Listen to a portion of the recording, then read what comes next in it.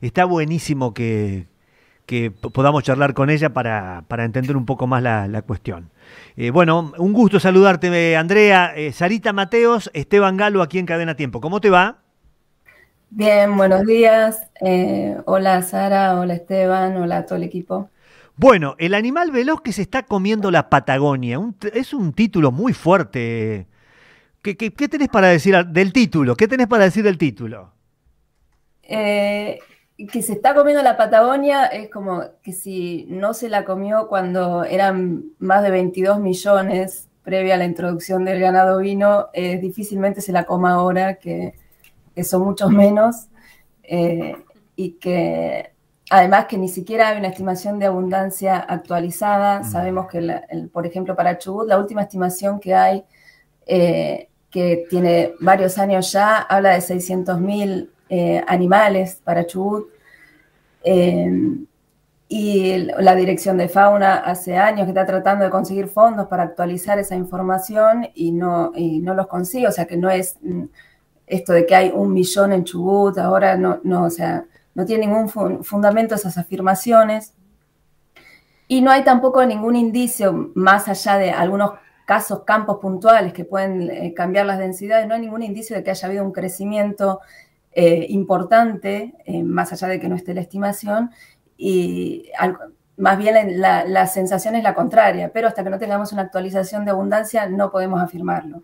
Bien. Bueno, lo de Clarín que coincide con aquellas declaraciones de Patricia Bullrich, por Exacto. supuesto con representantes del sector ganadero, con los que por supuesto nosotros no tenemos nada, pero es fundamental lo que estás diciendo. Es decir, sería clave primero tener una información concreta sobre la cantidad de animales que tenemos.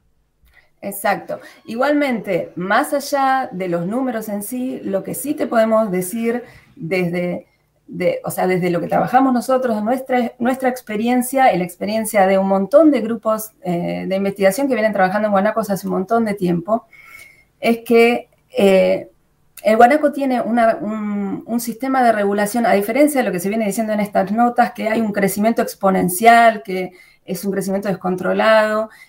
Nada de eso es verdad. Toda la evidencia que hay disponible indica que tienen unos mecanismos de densodependencia muy fuertes, que esto quiere decir que a medida que aumenta la densidad poblacional, o sea, cuando la densidad es baja, la población crece despacito y a medida que esa densidad empieza a aumentar, por distintos mecanismos, ese crecimiento se empieza a desacelerar hasta que llega un momento que se hace cero, o sea, que el número de nacimientos o sea, se hace igual al número de muertes, entonces la población deja de crecer. Eso se llama densodependencia y opera en todos los sistemas naturales, de una forma u otra. En los mamíferos grandes, en los herbívoros grandes como el guanaco, es sabido que los sistemas de regulación funcionan así. Lo que a veces es muy difícil es de detectar en términos ecológicos esos procesos, porque hay muchos factores operando, porque las estimaciones muchas veces tienen errores muy grandes, entonces es difícil verlo desde la ciencia. Pero en el guanaco, justamente, estas relaciones son tan fuertes, tan intensas, que se notan clarísimas y están súper documentadas. Entonces, hablar de crecimiento exponencial o crecimiento descontrolado ya de por sí es como que una falacia porque no tienen ninguna evidencia que lo sustente. Las poblaciones pueden crecer rápido cuando están a baja densidad.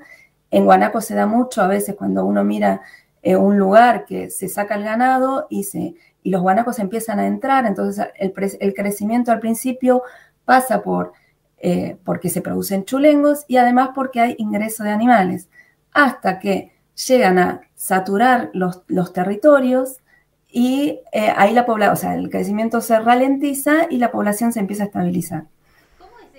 Además de estos procesos que son comunes a la mayoría de los herbívoros grandes, el guanaco encima tiene unos mecanismos de regulación que son excepcionales para los herbívoros, que tienen que ver con su comportamiento de territorialidad y que ellos, los machos, el que se pone a mirar los guanacos se ha dado cuenta que sobre todo en primavera, en la temporada reproductiva, los machos se pelean mucho entre ellos. Ujú. Esas peleas tienen que ver con defender los territorios que usan para alimentarse. Y el tamaño de esos territorios, donde están las hembras y los chulengos comiendo, es proporcional, o sea, el tamaño es inversamente proporcional a la cantidad de comida que hay. O sea, lugares con mucha comida, muy productivos, tienen territorios chiquititos. Y los lugares más pobres o muy degradados, o que hay ovejas en el sistema, los territorios son más grandes. Y eso lo que hace es que te cambie la densidad. Entonces, lugares muy productivos tienen densidades altas, lugares poco productivos tienen densidades más bajas. Y esta densidad está directamente relacionada con la presión de pastoreo. Entonces, esto lo que te hace es permitir que ellos puedan regular la presión de pastoreo en función de la cantidad de recursos que hay. Eso es lo que venimos viendo, lo que nos explica que en todas las poblaciones que hemos estudiado la respuesta de la vegetación ante el crecimiento de la población, nunca encontramos sobrepastoreo por guanacos. O sea, no hay ninguna evidencia de sobrepastoreo por guanacos en ninguno de los trabajos que hemos hecho nosotros ni que hemos revisado de otros. Entonces, la evidencia en realidad apunta a otra cosa. Los seguimientos que hemos hecho, la vegetación, a medida que va creciendo la población de guanacos, va recuperándose después de haber sacado el ganado. Bueno, pero es muy contundente lo que estás diciendo, claro, Andrea. Es muy contundente. No es un dato menor, es decir, no sabemos cuántos guanacos hay, pero lo que estás diciendo con respecto al comportamiento del guanaco, la recuperación de la vegetación, no es una cuestión menor. Es decir, que yo creo que cambia totalmente lo que se ha dicho hasta el momento sobre el tema. Exactamente. Si busca, o sea, y lo que te estoy diciendo, o sea, está todo sustentado por datos y nosotros hace años que venimos trabajando en este conflicto, entonces hemos buscado activamente a los grupos que sostenían de alguna forma el riesgo de sobrepastoreo. Bueno, juntémonos, mostremos la evidencia que hay a favor de esta idea y hay revisiones exhaustivas de literatura, de bibliografía, de trabajo, y la evidencia nunca aparece. En cambio, lo que podemos ver es en estas poblaciones que hemos hecho el seguimiento de la vegetación con monitoreo de vegetación, vemos la recuperación de la vegetación que muestra variaciones, siempre muestra variaciones, pero relacionadas al clima, relacionadas a las lluvias principalmente, no al pastoreo por guanacos. ¿Cómo es el ciclo de reproducción de los guanacos? Porque me imagino que no deben nacer muchas crías por año, ¿no? En los lugares que hemos trabajado nosotros, que son bastante representativos de la generalidad de los guanacos, vos lo que tenés es una gestación de 11 meses y un poquito, o sea que las hembras tienen un chulengo por año. Claro. No todos los años, porque nosotros lo que encontramos sistemáticamente, nunca pasamos de un máximo del 50% de reclutamiento. Eso es un indicativo de que probablemente que reproduzcan cada 2 años. Capaz que si vos seguís una hembra, o sea, ese es el promedio, ¿no? Capaz que una hembra te reproduce 2 o 3 años seguidos y hay otra que te reproduce cada 2 o 3 años. Claro. Pero en el promedio lo que vemos es que la mitad de las hembras reproducen todos los años. Ahora, vos necesitas 2 años para llegar a la madurez reproductiva de esas hembras y le sumás un año de gestación, o sea, la primer cría aparecería recién a los 3 años. Bien. Eso te provoca como una especie de delay o de desfasaje en las respuestas poblacionales.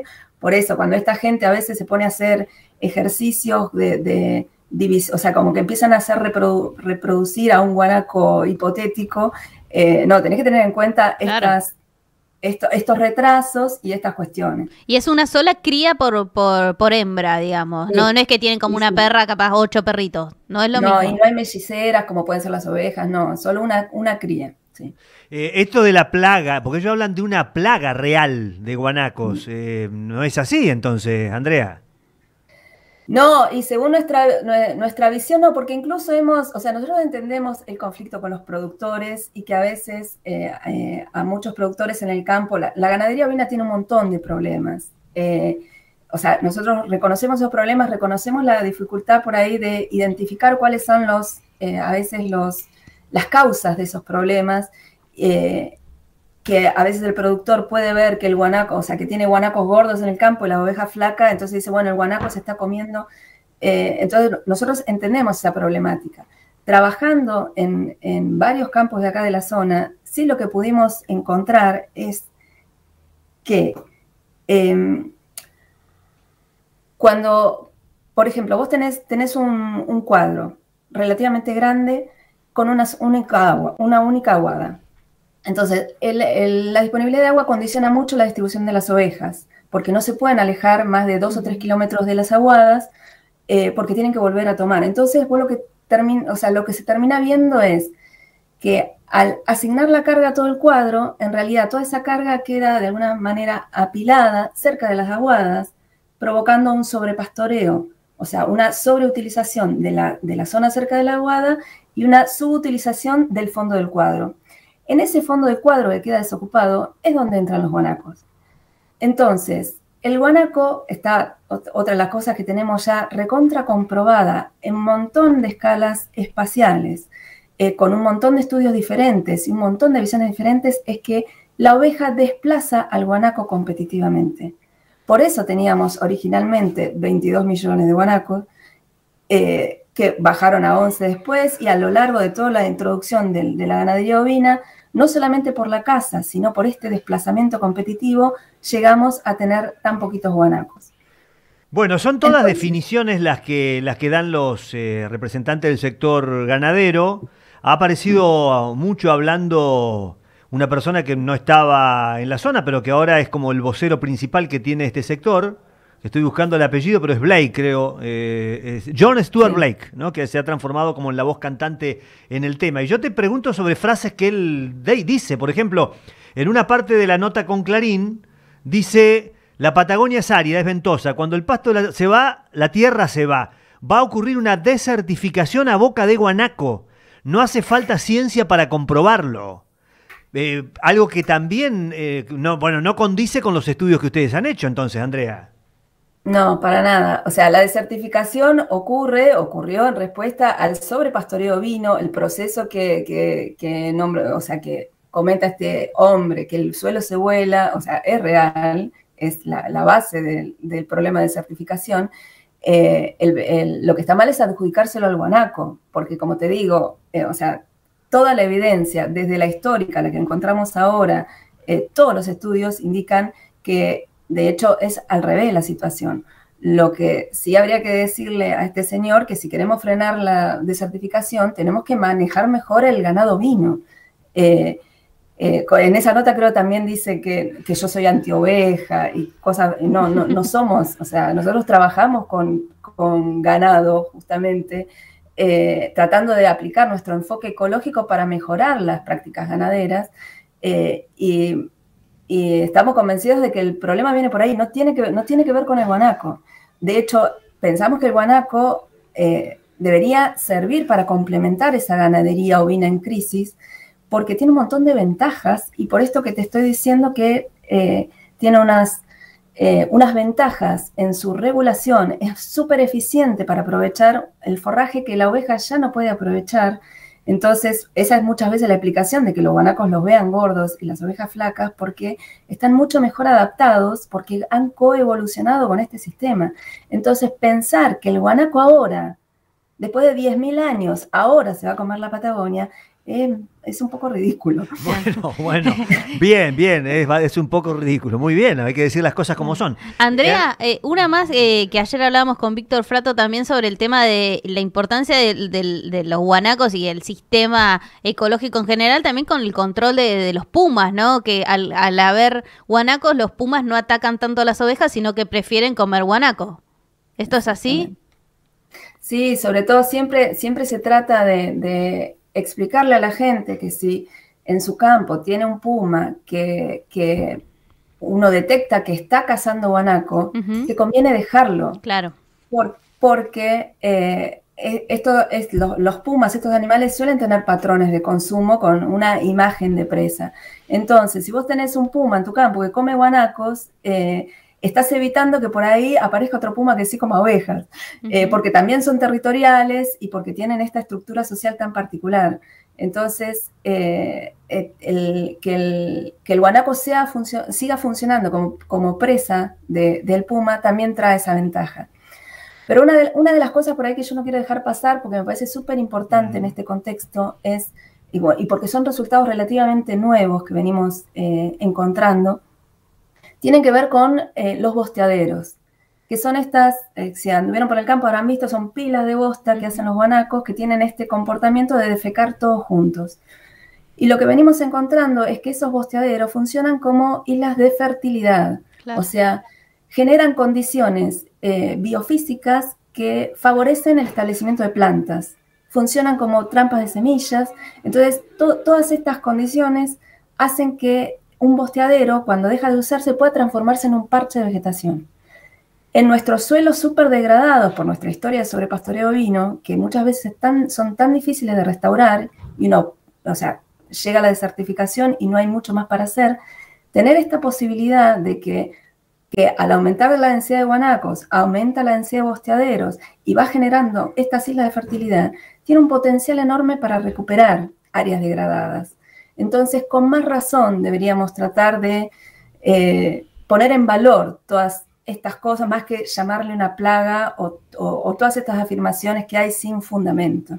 Andrea, yo te voy a hacer una última pregunta, pero vos lo mencionaste al pasar, pero me parece importante ratificarlo, subrayarlo.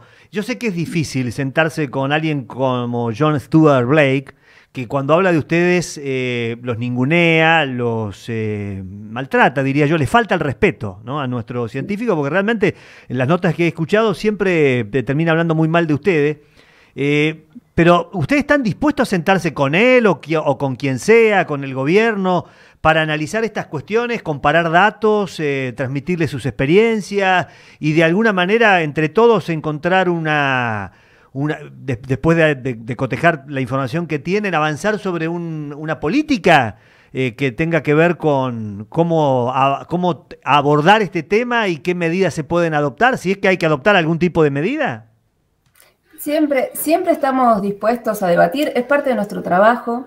Hemos organizado talleres y participado de talleres, o sea, siempre que sea en el marco de respeto, nosotros no tenemos ningún problema. Y más si es como vos decís, con datos, porque el problema que se da mucho por ahí en estos cruces es que es fácil decir cualquier cosa sin tener, sin tener evidencia.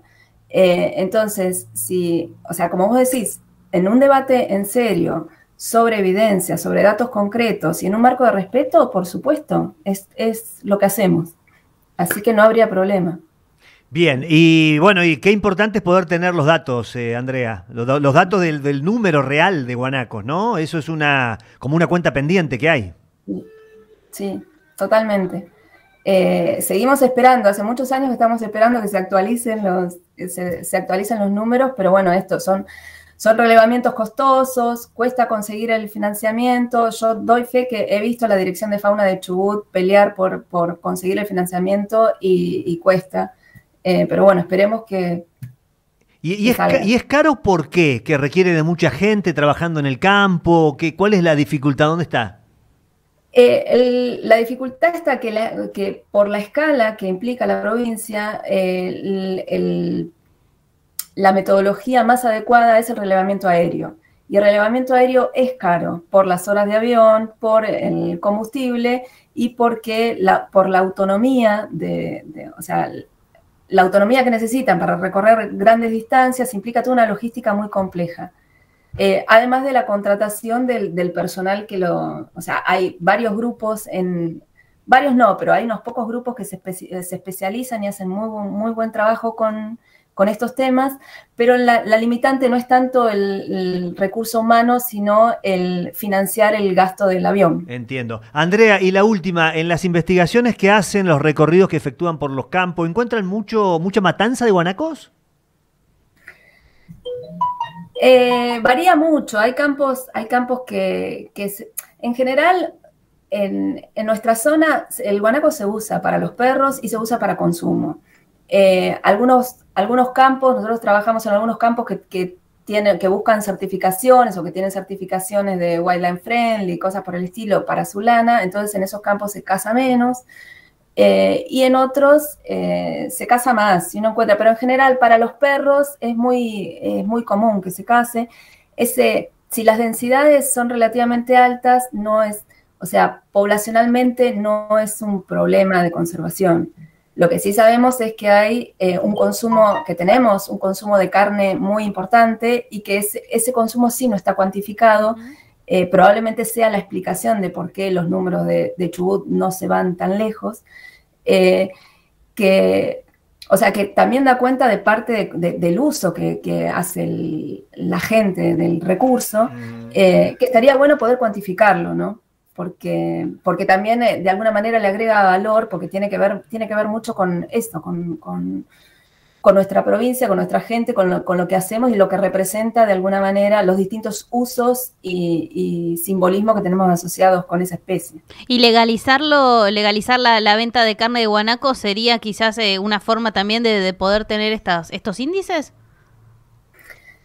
Yo creo que sí, o sea, sería interesante plantear la posibilidad o sea, nosotros siempre planteamos esta diferencia, porque a veces parece una sutileza, pero hay una diferencia muy grande entre lo que es control de plaga o control poblacional, ya sea que vendas o no lo que producís, y lo que es aprovechamiento sustentable. El aprovechamiento sustentable tiene que ver con que vos valorás un recurso y querés hacer, o sea, y tener un beneficio económico bajo un marco de sustentabilidad. El control de plaga es que vos querés bajar la densidad de un animal o erradicarlo y de paso conseguir plata a partir de esos productos. El planteo que haces de manejo es completamente distinto, las funciones que buscas maximizar son completamente distintas.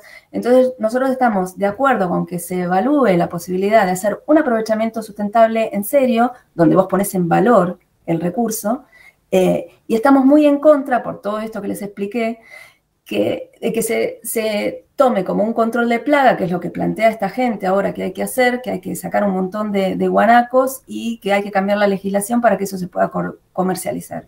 Son dos planteos opuestos. Está claro. Bueno, aunque John diga que no hace falta ciencia para comprobarlo, nosotros creemos que la ciencia es imprescindible. Por eso te llamamos, Andrea, y agradecemos muchísimo este contacto. La verdad que ha sido muy enriquecedor. Bueno, muchas gracias a ustedes por el espacio y por eso, permitirnos aclarar estas cosas que andan dando vuelta. Bueno, muchas gracias, Andrea. Andrea Marino es investigadora del CONICET, un muy buen testimonio. Súper clara, me encantó. Nos quedamos hablando toda la mañana, sí, me parece, cual, ¿no? Tal cual. Además, muy precisa. Bueno, se dedican a esto. Se dedican a esto. Y es fundamental escuchar este testimonio, esta otra campana que hasta el momento no habíamos podido escuchar. Nos vamos a la pausa, 9 de la mañana con